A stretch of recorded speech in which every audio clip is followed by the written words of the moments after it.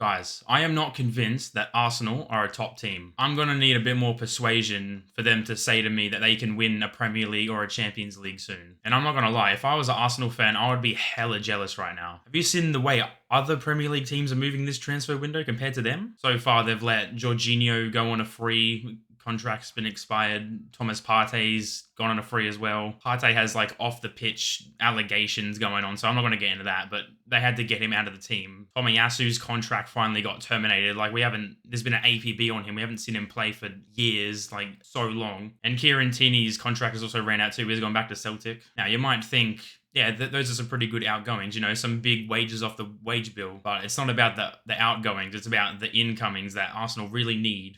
And I got into this in another video, but they've got Kepa Arrizabalaga. Why have they gone for him? Like, yes, he's going to be goalkeeper backup, but he's been on loan from Chelsea all over the shop. He was at Bournemouth. He was at Real Madrid for some reason. Kepa was clearly not wanted at any club he's been at. So, of course, Arsenal come calling for the ex-Chelsea reject. It doesn't really make any sense. Like, he's a pretty crap goalkeeper, but Arsenal just have a thing for getting Chelsea's leftovers. There's also Christian Norgard from Brentford, and overall, he's not a bad signing for them. Arsenal needs some more legs in the midfield, and he's going to be coming into that. But that being said, he's not earth-shattering. He's 31. He's getting on with his age. They also got Martin Zubamendi over the line finally. He is a great defensive-minded midfielder. The market for that mold of player is pretty shallow at the minute. People forget he came on the pitch for the Euro 2024 final when Rodri was injured, and he like elevated the game. He was very like the quality drop from Rodri to him was not that big. He's clearly a very good player, but is he going to be a direct improvement on Thomas Partey? Because he's been pretty good for them last season. He was arguably better than Declan Rice. But that's my point. So far, they've just made replacement signings. Aaron Ramsdale out, Kepa in, Partey and Jorginho out, Norgard and Zubamendi in. Now, these players are obviously needed for squad depth for Arsenal, and they're gonna need it, of course, if they're gonna be in Premier League title race, Champions League football, all the cups as well. They want to win. They want to win something next season. But so far, these are just good squad signings. There's not like an outstanding world class player coming in. Like maybe Zubamendi can be classified in there, but he's not one of the best defensive midfielders in the world right now. Arsenal really need players that are going to come in and elevate the squad and like get them over the line for winning a Premier League that they really want that bad, and other trophies too. They need what's called a needle mover. Player that's going to come into the squad and instantly raise the ceiling. Player that's going to make you think, wow, this team is serious. And you see the way, like I mentioned, rival Premier League teams have been moving this transfer window. Manchester City have Ryan Cherki, one of the most exciting attacking midfielders in the world, and he's so young. His ceiling could be like so crazy high. There's Ait-Nouri, there's Tajani Reinders. They've acted quick and gotten these quality players that are needed for their team because they had to improve on their crappy season last season. So they're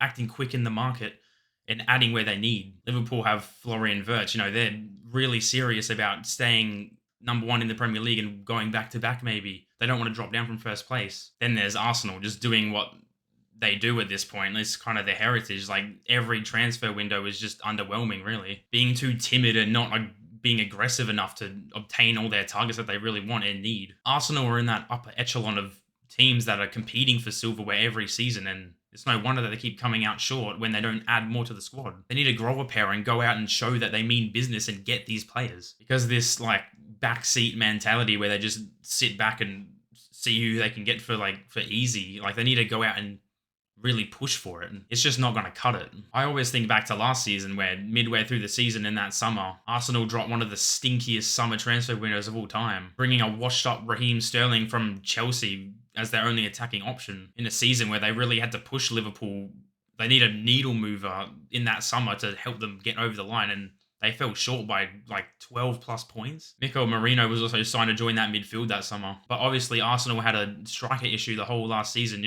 Jesus and Havertz were nowhere to be seen. They were injured. I don't even know what's going on with Jesus, which saw Mikel Merino move up front, and he actually did pretty well up there. But, he's not a number 9. He's literally a midfielder been forced in the centre forward role, not bringing in more squad depth, attackers especially. It really screwed the rest of their season. They pretty much just threw in the towel because they couldn't, or maybe they didn't want to, sign quality attackers. Go along Saka when he's playing. Obviously he got that injury last season, but he's literally playing every minute that he can when he's fit. And he's not an injury-prone player. That was just unfortunate for him. So last season, Arsenal ultimately came up short in the title race versus Liverpool. Another title race lost. 3 second-place finishes in a row in the Premier League, 3 years running.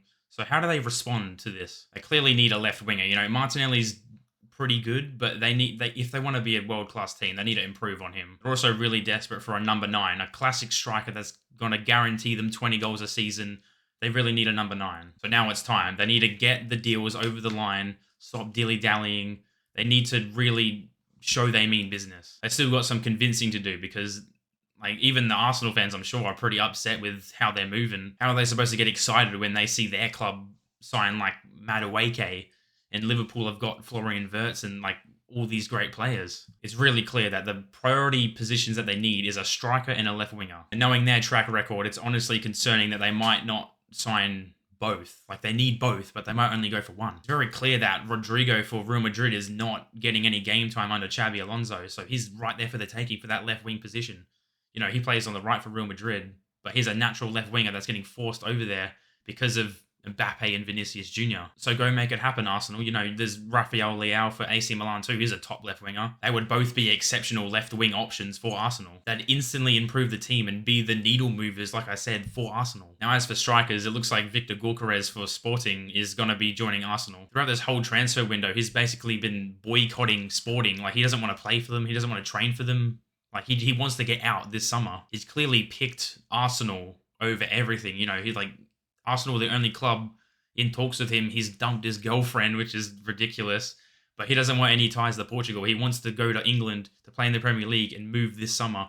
Arsenal are right there. Get the deal over the line. And obviously, Man United were in for him too pretty early on, but they've got their whole bunch of issues. You know, they probably couldn't even afford him. So there's going to be no rekindlement between Amorim and Gyökeres. Victor Gyökeres for around 60 million, like it's been said, you know, he's a very good signing for them and they need him. This is the kind of signing that is a needle mover and can instantly improve the team compared to last season. You know, that missing place in the team, the striker that they want so bad. And obviously there was Benjamin Sesko, another striker before Victor Gyökeres really came in the picture. He's much more of a younger prospect, you know, growing into his great years, where Gyökeres is like in his prime right now, scoring 50 plus goals a season. I don't think Sesko would have been ready for the physicality and the intensity of the Premier League, where Gyökeres fits it like a glove. You know, he's built like Haaland. And yeah, Gyökeres' ceiling might be lower than his, but he's proven right now, and Arsenal need success right now. It's crunch time for them. Gyökeres is just a beast. You know, he's scoring so many goals for Sporting. 97 goals in 102 matches for them over the last couple seasons. He's just a great number 9. You know, he can link up the play. He can shrug off a defender if he has to. And he's surprisingly technical for a striker of his size. He fits the mold of a great Premier League striker, and he's going to be a good signing for Arsenal if they get it over the line. The deal is like right there for the taking. And like I said, he clearly wants to join Arsenal. He offered to take a reduced salary at the club. Clearly, he's already made his mind up, and I respect it, honestly. He knows what he wants with his career. Gyökeres is clearly an Arsenal player.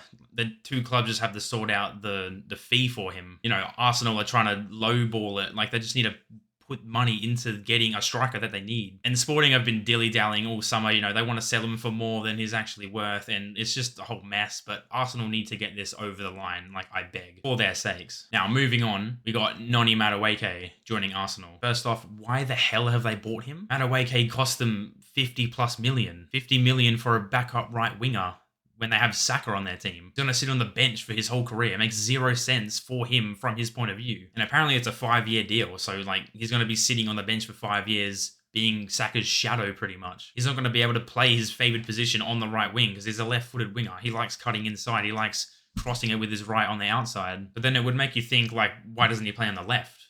And we're going to see what's going to happen. But he shouldn't. He's a right winger. Why would you go out and sign a 50 million right winger if you have a left wing option open and it's more priority? It really makes zero sense from his point of view and an Arsenal point of view. Arsenal just keep signing Chelsea players that they don't want. Like, it's a ridiculous relationship. They own them in the transfer market. They just keep selling them all their bums. Now, I do think there's a decent player in Noni Madueke. Like, he's a pretty good Premier League level winger, and like, he can be good for them. He could grow into a role that he suits, but he's not like a world beater. He's not this like exceptional talent in the Premier League. He's just a good winger. And now he's going to be rising up a level and playing Champions League football for Arsenal probably and, go for title races. There's just levels to it. He was playing in the Conference League with Chelsea and then he's just going straight up to the top of the best club competition in football. And another reason why this Madueke deal doesn't make any sense is they have Ethan Nwaneri. He's an exceptional future talent for the club and he's like a boyhood Arsenal boy. They need to keep him and he can be the next Saka. In what world is Madueke going to be picked over Saka on the right or Ethan Nwaneri? Now, apparently Nwaneri hasn't put pen to paper for his Arsenal contract, his next one. Apparently he's unhappy with his game time, or he wants guaranteed game time moving on with his career, which is completely fair. Because like I said, Bukayo Saka is the face of the club. He's always going to play 90 minutes. He's on that right wing permanently until he retires, really. He's the poster boy of the club and their best player. Now, there's links to Chelsea for Ethan Nwaneri, and I don't know why he would want to join a team with crazy attacking depth. They have 3 players for each position in the attack. I don't think you should go anywhere near Chelsea if he was going to move club. If Arsenal do keep all of them and have Madueke, Saka and Nwaneri, that's going to be great attacking depth for them on the right wing. But if Arsenal prioritize Madueke over Nwaneri, they've lost their heads. Nwaneri is a super talent and they're going to be prioritizing Madueke over him, which is kind of ridiculous. If Arsenal let go of Ethan Nwaneri and bring in Madueke, which they have, there's just proof in the pudding that they don't know what the hell they're doing and they're just not serious. Nwaneri had a really good season last season. He filled in for Saka when he was injured. He's got Lewis Skelly at the club. Both of them have been playing together, best friends at Arsenal. They can't let him go. Now, finally, let's move on to a more positive note. For now, this is the last link that's been happening. Eberechi Eze has been linked to Arsenal, and this would be a great signing for them. And it actually makes sense this time. Eze is a fantastic player. He's been a really good player in the Premier League for Crystal Palace. So is this his time to step up? I think it is personally. He pretty much single-handedly carried Crystal Palace to an FA Cup win. Their first bit of silverware in their history. Beating Manchester City in the final, scoring in that final. Now, of course, Eze didn't single-handedly carry them. They do have good players as well as Eze. They got Mateta, they got Munoz.